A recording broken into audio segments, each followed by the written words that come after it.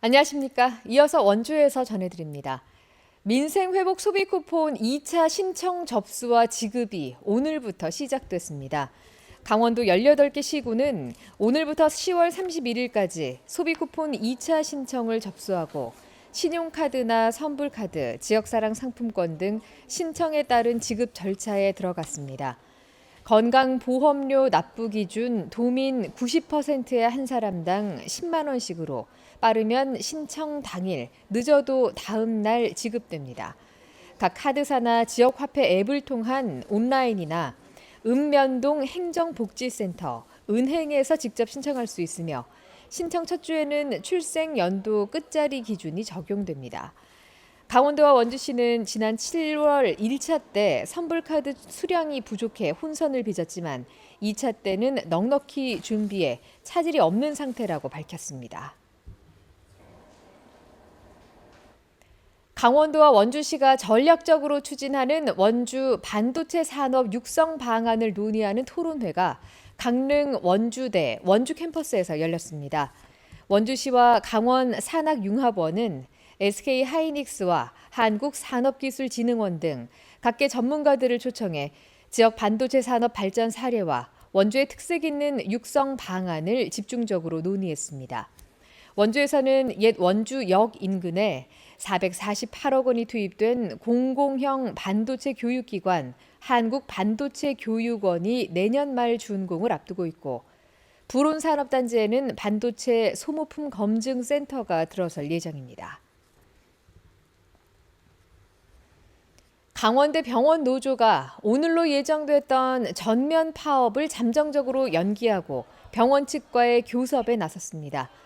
노조는 지난 17일 하루 동안 25년 만에 처음으로 경고 파업을 진행했고 당초 오늘과 29일에 전면 파업을 예고했었습니다.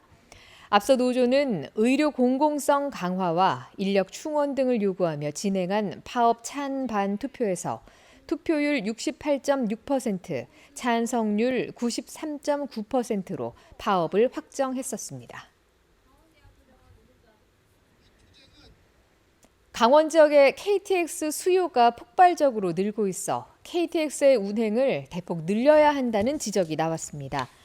더불어민주당 송기현 국회의원은 강원권 KTX 이용객이 2018년 477만 명에서 2024년 627만 명으로 40% 이상이 증가했지만 운행 횟수는 주중 36회에서 40회, 주말 52회에서 60회로 소폭 증편됐다며 정부와 코레일이 적극적으로 나서야 한다고 촉구했습니다.